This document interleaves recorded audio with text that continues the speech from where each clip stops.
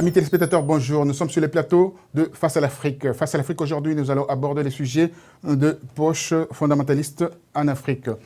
Pour en discuter, nous avons sur ce plateau deux invités de marque. À ma droite, son Excellence, Monsieur l'ambassadeur de France, l'ancien ambassadeur en Mauritanie, au Soudan, au Zimbabwe, oui, et ancien directeur de l'OFPRA, l'Office français des protections des réfugiés et apatrides. Vous avez été aussi également un des responsables section Afrique au Quai d'Orsay. Et également, vous avez servi en Arabie Saoudite, au Yémen, en Égypte, au Brésil, en Syrie, pardonnez-moi. Donc, vous avez en fait un background qui va nous permettre aujourd'hui de comprendre un peu qu'est-ce qui se passe dans la région. Je ne sais pas. J'espère pouvoir contribuer à la compréhension. Très bien. À ma gauche, Monsieur Moura Danso, professeur de communication, secrétaire chargé des affaires extérieures du mouvement des démocrates sénégalais. Vous êtes un vrai démocrate. Oui, bien sûr. Très bien, on va le savoir aujourd'hui. Alors, Monsieur Rimbaud, nous allons commencer avec son Excellence. Monsieur Rimbaud, dites-moi, le terrorisme religieux en Afrique, ça prend des proportions énormes aujourd'hui. Alors, on se demande qu'est-ce qu'on doit pouvoir faire pour éradiquer, en fait, ce terrorisme. Oui. Moi, je crois que le terrorisme qui prend effectivement une grande extension sur le continent africain, actuellement, il est lié à un vaste phénomène qui touche non seulement le continent africain, mais également le Proche, le Moyen-Orient et toute une vaste partie du monde qui est profondément déstabilisée de par la volonté peut-être de certaines puissances, et je pense notamment à nos bons amis américains, et à l'Occident. Je crois que c'est ça la fête, c'est le grand Moyen-Orient de George Bush qui est tout à fait extensif, qui comporte effectivement le Moyen-Orient, mais qui va en Asie centrale, en Chine, l'Indonésie, la Malaisie, l'ensemble du continent africain, ou une bonne partie du continent africain, y compris une partie du continent européen. Et je crois que c'est ça, le phénomène islamiste sur les continents africains. L'Afrique est bien servie de ce côté-là, mais c'est pas un mouvement qui est né spécifiquement en Afrique. Il est né, c'est un grand mouvement qui est né, effectivement, c'est né dans ce qu'on appelle le Dar al-Islam, les tendances extrémistes, disons, de certains courants islamistes, disons, et c'est ça qui constitue le terrorisme islamique. Je dis, l'islam n'est pas une religion terroriste, bien évidemment non. L'islam est une sainte religion qui mérite tout à fait le respect, que je respecte le plus grandement. Néanmoins, elle a, comme l'islam, comme toutes les religions, a ses extrémistes. Le christianisme a les siens, a eu les siens, il y a toujours les siens. Donc ces différentes tendances. À l'époque des croisés, mais à l'époque du catholicisme encore, à ses intégristes, ses extrémistes. Les églises protestantes, Dieu sait si elles ont leurs extrémistes, qui sont très très actifs d'ailleurs dans tout ce qu'on a appelé les printemps arabes et tout ce qui est assimilé, enfin tous ces phénomènes justement de terrorisme islamiste. Je pense que les églises protestantes américaines, notamment évangéliques et pentecôtistes, jouent un rôle très très éminent dans l'expansion de ce phénomène, en le soutenant finalement globalement, pour déstabiliser par des fins politiques. Alors, on peut éradiquer, en fait, on peut arrêter une guerre qu'on appelle une guerre classique, hein, mais une guerre comme ça, assez pernicieuse, sournoise, c'est pratiquement impossible de l'arrêter. Comment faire ? On ne peut pas l'arrêter par un traité de paix, puisqu'il n'y a pas eu de déclaration de guerre. Alors, donc, ça s'est réglé. Et donc, ça rend c'est vrai que c'est un grave problème. Ça n'est pas seulement une boutade. Mais toutes les guerres qui sont en cours, que ce soit au Moyen-Orient ou sur le continent africain, la plupart du temps n'ont pas fait l'objet ce ne sont pas des guerres classiques. Elles opposent des États, certainement, mais des États qui agissent souvent par procuration, qui ne sont pas des États qui ont déclaré la guerre à d'autres, mais des mouvements. Donc, ce sont des partenaires des belligérants non étatiques.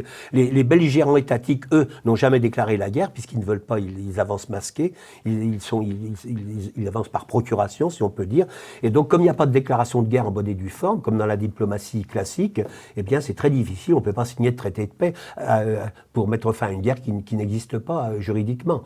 Elle existe juste de facto, et Dieu sait si elles existent, toutes ces guerres. Alors, il y a des guerres de différentes envergures, mais il y a avec des participants, des acteurs autochtones, je dirais, il y a des gouvernements, des mouvements d'opposition, des mouvements séparatistes, donc souvent, en l'occurrence, des mouvements islamistes, mais il y a toutes sortes de gens qui profitent de la situation, comme des mouvements des séditions ethniques, des séditions islamistes, mais également, il y a tous leurs supports, il y a les politiques, et tous les États voisins, les États qui ne sont pas voisins, les États de la région, les États musulmans, les États du Proche-Orient, les autres États africains, et puis les États occidentaux, qui ont joué un rôle important dans tout ce phénomène, notamment les États-Unis et d'autres États occidentaux que je citerai, puisqu'il s'agit sous de la France et de la Grande-Bretagne. La France et la Grande-Bretagne et certains pays européens. Et bien évidemment, derrière tout ça, il y a Israël. Pas seulement au Proche-Orient, d'ailleurs, notons-le, mais qui est très très actif sur le continent africain. Très très actif sur le continent africain.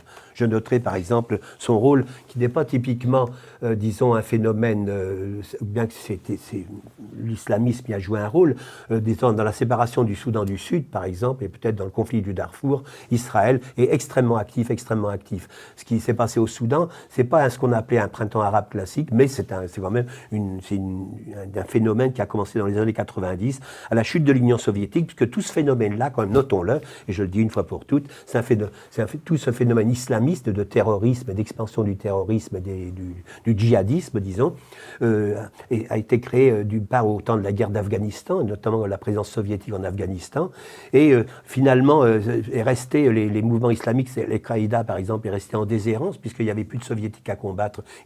Al-Qaïda n'avait donc plus d'utilité, mais les gens qui l'avaient créé, eux, restaient disponibles, et Al-Qaïda est resté vivant et s'est développé après.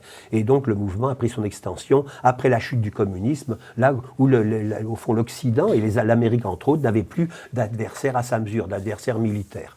Et ça a duré pendant une bonne vingtaine d'années, ce qu'on appelle souvent, les géopoliticiens appellent ça le moment unipolaire américain, c'est-à-dire les 20 ans où l'Amérique et l'Occident ont pu agir sans aucune résistance pratiquement, les adversaires étant tétanisés, et essayer de prendre le contrôle de la planète, et notamment reprendre sur le continent africain quelque chose qui avait été interrompu largement par la guerre froide et par la décolonisation quand même. Reprendre au fond une œuvre coloniale, pour les choses comme elles sont, c'est comme ça que je le juge, moi, c'est très nettement une tentative de recolonisation du continent africain par des États occidentaux. Alors les États-Unis n'ont pas de tradition coloniale, mais ils ont une tradition impérialiste, ça revient un peu au même.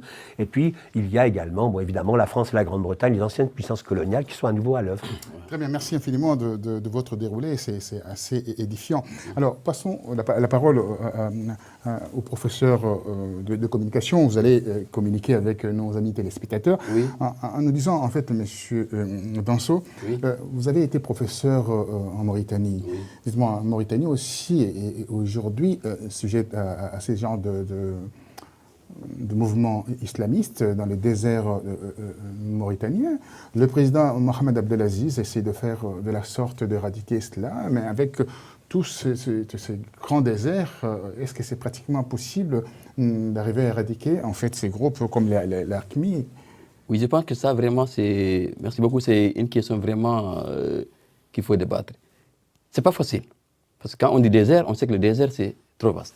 Et le président mauritanien est en train de faire, le côté là il est en train de faire, il est en train d'essayer, et je pense que les islamistes, pour les identifier, c'est pas facile, parce que le désert, ils sont partout, et nous on se demande qu'il faut les moyens, des gros moyens, ça demande des moyens, parce que jusqu'à nos jours, il y a toujours des islamistes dans le désert. Là, il faut le reconnaître.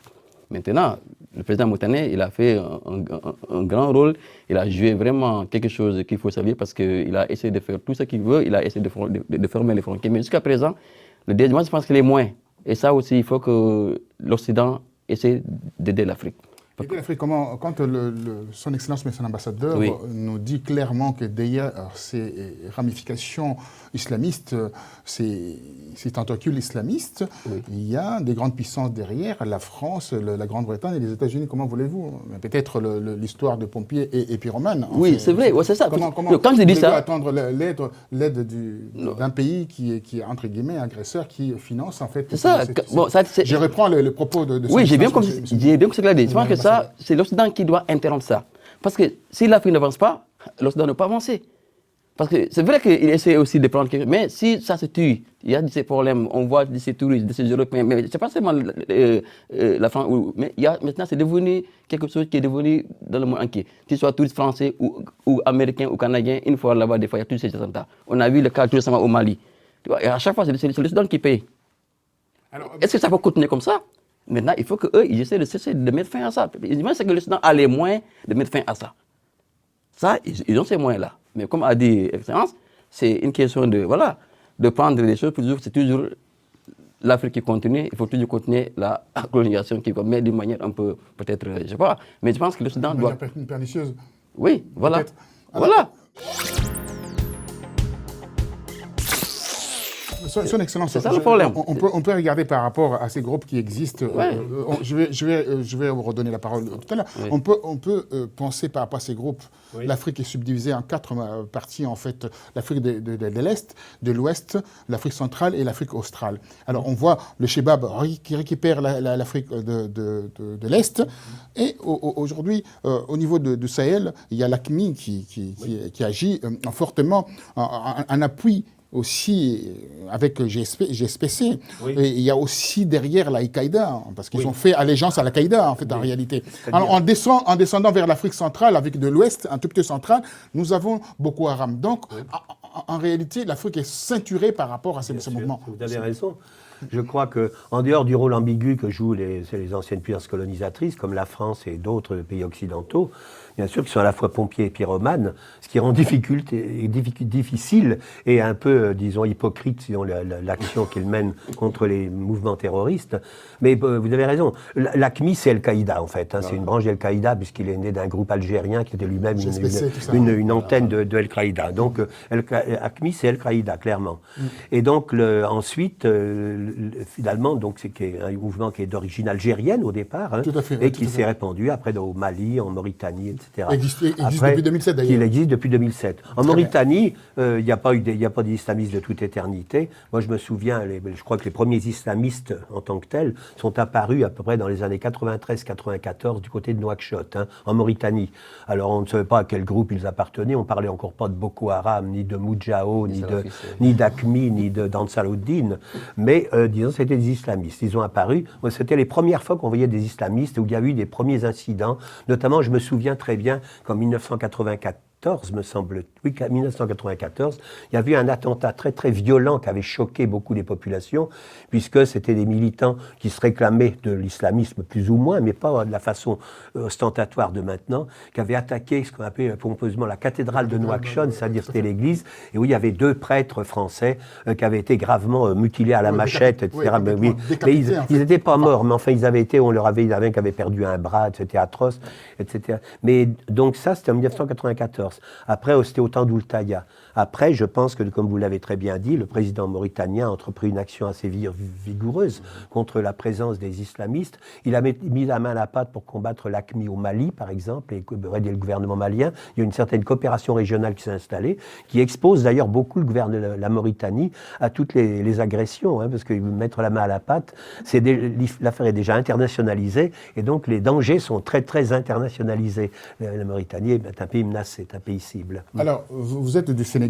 Le Sénégal, aujourd'hui, n'est pas encore un sujet de ces genres de soucis énormes, parce qu'on voit quand on voit le Sénégal, on voit le Mali, on voit la Guinée, et quand on voit la Guinée, par essence même, on voit la Mauritanie. La Mauritanie, c'est la frontière faite par la colonisation, parce que c'est pratiquement c'est un petit fleuve qui coupe en fait le Rosso, oui. Hein? Rosso Mauritanie. Voilà, très bien. Le Sénégal, c'est Mauritanie, c'est Rosso, oui. Une partie en Mauritanie, une partie au Sénégal, et c'est Rosso, on dit Rosso. Pendant la saison sèche, et alors on peut traverser à pied, hein, voyez-vous. Donc il y a vraiment un souci. Alors comment dans la zone là les gens s'organisent pour éradiquer, arrêter en fait les terroristes, les poches fondamentalistes? Oui, je pense que le Sénégal, aujourd'hui, il faut saluer aussi ce travail du Sénégal. Ça, comment le saluer? Comment expliquer? Le Sénégal, je salue aussi. Le Sénégal est en train de faire vraiment, ils sont en train de faire un grand travail sur ça. Parce qu'ils sont en train, le Sénégal, au niveau de la frontière, ils ont mis là-bas des dispositifs pour essayer d'éviter l'entrée de ces islamistes au Sénégal. Et aujourd'hui, je touche du bois. Pour le moment, nous n'avons pas. Pour le moment, c'est. On n'a pas besoin de toucher du bois. Expliquez-nous un peu la stratégie qu'ils mettent en place pour, bien entendu, éradiquer ces non, c'est d'abord les frontières. C'est les frontières. Pardonnez-moi, je vais y arriver. Son Excellence va compléter. Pardonnez-moi, je vais y arriver. Le Tchad, où il y a Idriss Déby, il disait qu'il voilà, chez moi, pas de terroristes et personne ne va pouvoir rentrer.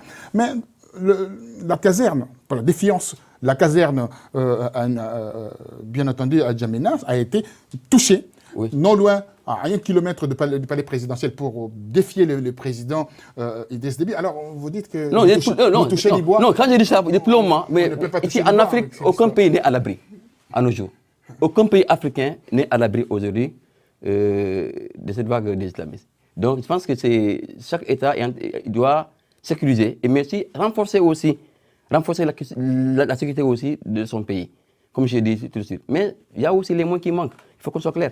Aujourd'hui, personne n'est à l'abri, aucun pays n'est à l'abri de cette vague d'islamisme. C'est vrai que le Sénégal est en train de faire un travail sur ça et le Sénégal renforce sur le côté sécuritaire. Alors, au niveau de l'intégration, de la coopération régionale, comment les choses se présentent en fait entre les Sénégal, j'ai reposé la question tout à l'heure, je reformule autrement, comment au niveau régional vous organisez? Le Sénégal participe. Voilà. Déjà, ils ont envoyé des soldats sénégalais au Mali. Le Sénégal participe. Il participe toujours, il participe à lutter cette invasion islamique. Le Sénégal, déjà, ils ont envoyé pas mal de soldats au Mali pour essayer d'aider le Mali aussi sur ce côté-là. Ah, sur ce côté-là. Oui. Alors, le Sénégal, comme vous disiez tout à l'heure, c'est un pays légèrement protégé parce qu'il y a 80% de l'islam modéré, hein, pour dire ainsi, comme son Excellence disait, l'islam, ce n'est pas une religion violente, une religion vindicative. Il y a 20% de chrétiens. Il y a aussi beaucoup de groupes, ce qu'on appelle de groupes islamistes dans des coins, à Casamance, etc. Ne pensez-vous pas que ces groupes-là seront un jour infiltrés par ces mouvements? Non, je ne le pense pas. Parce que ces groupes islamistes, ce n'est pas islamistes, c'est des appartenances religieuses. Au Sénégal, nous avons beaucoup de confréries. Voilà, donc, vous appelez ça confrérie? Non, quand vous dites ça, non, c'est vrai. Je pose seulement la question. Non, moi je vous dis que... Je veux bien comprendre comment ça fonctionne. Oui, au Sénégal, pour le moment, le côté là, le Sénégal, ça dit, on a des mourides, des tijanes, comme des laïens. Ça, c'est des confréries. Les gens qui mettent en tresse, avec des tresses comme ça. Non, ça, c'est des baïfals. Non. Mais ça n'a rien à voir avec comme Akmé ou c'est pas. Non, ça n'a rien à voir. Alors c'est comment? Non, ça c'est des appartenances à une religion. Quand on est mouride, on a les mourides. Nous avons les tijanes, nous avons comment on dit, les Nyassènes comme Banyas, qui a déjà beaucoup de ces confréries au Nigeria. Ça on connaît. Mais ça n'a rien à voir avec les islamistes. Le Sénégal, pour le moment, c'est des appartenances religieuses concernant les confréries. Les races comme ça, c'est des baïfals. Mais très bien, ça n'a rien à voir avec... C'était confrérie, j'étais au courant bien entendu de ça. Je voulais vous pousser vers la vraie réponse. Voilà. Je sais que le pays est géré par des confréries où le président, d'ailleurs, qui est le président sortant, Wade, a été protégé, soutenu par le Mouride. Hein. Donc, je le sais, il a beaucoup financé en fait le mouridisme au Sénégal. Surtout mise en place l'aéroport pour... voilà. Mais on ne va pas trop rentrer dans cette... C'est pour vous expliquer. Voilà, pour vous montrer simplement que je vous ai provoqué afin d'aller vers des vraies réponses. Au Sénégal, ces confréries, ça n'a rien à voir avec ces islamistes.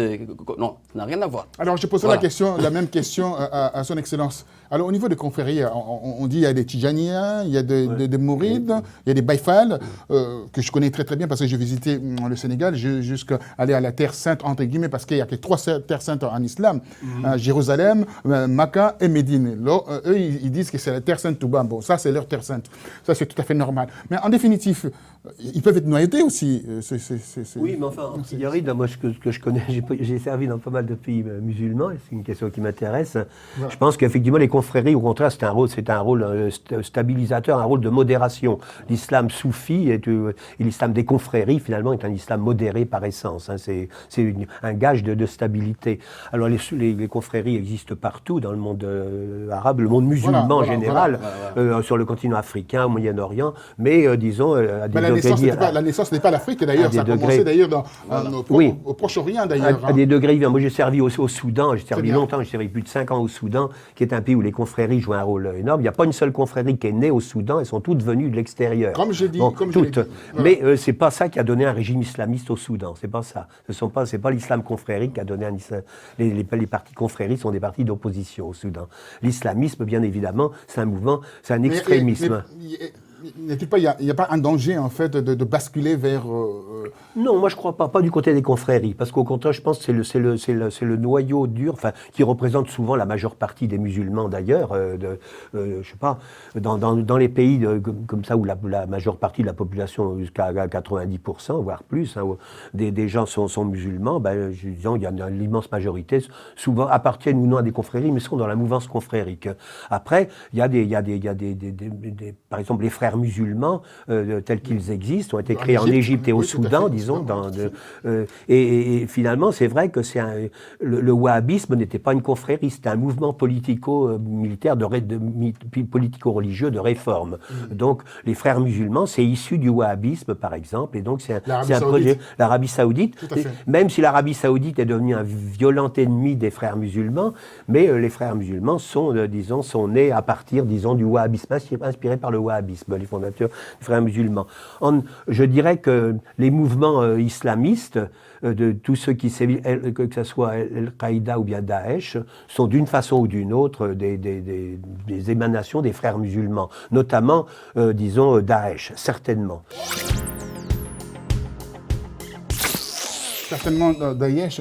Dites-moi, monsieur le communicant, Mourad, comment voyez-vous en fait la fin du Boko Haram? Parce que le Boko Haram, on le voit, ça commence à traverser, ça commence au Nigeria, plus de 170 millions d'habitants, il rentre au Niger, après aujourd'hui du Tchad, il y a le Cameroun, on voit la présence un tout petit peu de ces groupuscules en Afrique centrale, en RCA et en RDC, là où il y a un tout petit peu des Chebab coalisés avec les ADF Nalou. Les ADF Nalou, c'est aussi un mouvement qui a fait allégeance au Chebab. Est-ce que ne pensez-vous pas que le danger est imminent en Afrique par rapport à tout ça? Comment voyez-vous tout cela? Oui, le danger est imminent, là c'est vrai. Là, je pense que Boko Haram, vraiment, aujourd'hui, ils sont en train de prendre de l'ampleur. Et déjà, ça fait de l'ampleur. Et bon, il y a déjà, on parle de l'armée de l'Afrique de l'Ouest, il y a le Nigeria, je pense, il y a aussi le Mali, il y a des pays qui se sont... Il y a qu'on appelle les Dark Force, voilà, 3000 hommes, voilà. Vous connaissez le Dark Force. Voilà, pour essayer de combattre. Moi, je pense que ça, moi, je ne vois pas seulement pas pourquoi l'Afrique de l'Ouest. Moi, je veux que ça soit toute l'Afrique. Ouais. Parce que déjà, ça prend de l'ampleur. Moi, je pense que c'est l'Afrique, toute l'Afrique, l'armée, toute l'Afrique, comme j'ai dit, aucun pays n'est à l'abri. Voilà. Donc, c'est un problème que toute l'Afrique doit se mobiliser avec des moyens. Comment se mobiliser? Bon, comment? C'est le côté militaire. Vous êtes un communicant, comme oui, j'ai dit. Oui, moi je pense que... Comment expliquer les choses? Oui, mais comme... là, déjà au Nigeria, ça dépasse même la population. Et là, mais c'est l'Afrique de l'Ouest. Et pourquoi pas l'Afrique? Moi, je pense que l'Afrique... Il faut aller chercher avec les moyens qu'il faut pour essayer vraiment de mettre fin à cette situation. Alors, voilà. façon... Oui, moi je pense que... Parce que si, aujourd'hui, il faut que... Moi je pense que ça, c'est nos chefs d'État qui doivent faire ce point en pleine partie de la politique. Alors, voilà, c'est ce que moi je veux dire. Alors, voilà. On regarde l'Union africaine, on parle de chef d'État, voilà, je bascule au niveau de l'Union africaine. Alors, le rôle de l'Union africaine par rapport à tout cela, quand on voit ces poches que j'expliquais tout à l'heure, jusqu'à l'Afrique centrale d'ailleurs, on voit des allégeances et des... Il y a la crise centrafricaine, qui est une affaire d'islamiste, finalement. Oui, le mouvement rebelle, il est apparu que c'était très vite que c'était un mouvement islamiste. Tout à fait. Venu du Soudan également. Venu du Soudan, du Tchad, etc. Voilà, mais quand on prend le Boko Haram, par exemple, qui a une extension en toute l'Afrique occidentale et qui est préoccupant, il est né au Nigeria. Donc, mais ce qui est préoccupant de voir, c'est que pour combattre un mouvement terroriste, il faut de la volonté politique, des moyens militaires. Il est préoccupant de voir le Nigeria, qui a, je pense, 180 millions d'habitants, peut-être plus, la plus grande puissance africaine, qui a de l'argent, qui est un pays producteur de pétrole, même s'il est en déficit budgétaire permanent. Mais disons de ne pas réussir en venir à bout, puisque c'était l'armée tchadienne et l'armée camerounaise qui ont fait le plus gros du travail, disons, contre Boko Haram pendant un moment. Alors, reste à savoir, est-ce que le nouveau président nigérien finalement, qui est Un militaire. un vieux de la vieille. C'est un militaire. Oui, un militaire et qui a déjà été président. Est-ce qu'il dit sa reconversion en démocrate et sa volonté de combattre Boko Haram? Certainement. Il faut voir est-ce qu'il va y réussir, parce qu'il faut bien voir qu'avec les gouvernements précédents, et que le gouvernement précédent notamment, eh bien, il y avait une certaine complicité, une certaine tolérance, enfin une certaine faiblesse devant plein d'hommes d'affaires nigérians qui finançaient les mouvements terroristes. Comme c'est le cas de Daesh en général, des mouvements, par exemple, des hommes d'affaires du Moyen-Orient, des Koweïtiens, dit-on, et d'autres peut-être saoudiens, des Qataris, des hommes d'affaires privés. C'est une des raisons pour lesquelles c'est difficile de parler d'une guerre officielle, bien que ce soit une guerre officielle, mais oui, c'est pas une guerre classique, parce que les financeurs sont souvent des fortunes privées. Hein. Et au Nigeria, on dit qu'il y avait beaucoup d'hommes d'affaires musulmans du nord Nigeria, des richissimes, des milliardaires qui finançaient finalement le Boko Haram. Et donc le gouvernement ne voulait pas trop y toucher parce qu'il avait un petit peu peur. D'où l'intervention des Tchadiens, par exemple, et des Camerounais. Le Boko Haram est un mouvement très dangereux puisqu'il rayonne, il fait fi, on dit les frontières du Nigeria, l'Afrique francophone, l'Afrique anglophone, tout ça c'est de la foutaise du point de vue de la géopolitique, notamment de la géopolitique religieuse, ça n'existe pas. En fait, le Boko Haram joue des solidarités ethniques plutôt, c'est-à-dire entre les Haoussa, les Peuls et les Kanouris, par exemple, et donc des peuples qui sont à cheval entre le Nigeria, le Niger, le Cameroun et puis le Tchad. Alors précisément. une question, la défiance de Boko Haram à l'endroit du président Idriss Déby, avec les derniers attentats, le double dernier attentat. C'était à propos d'Idriss Déby, c'était parce que le Idriss Déby a joué un rôle à la fois dans le mouvement contre Boko Haram, de même qu'il a joué un rôle pour la répression de l'insurrection islamiste, disons, en RCA.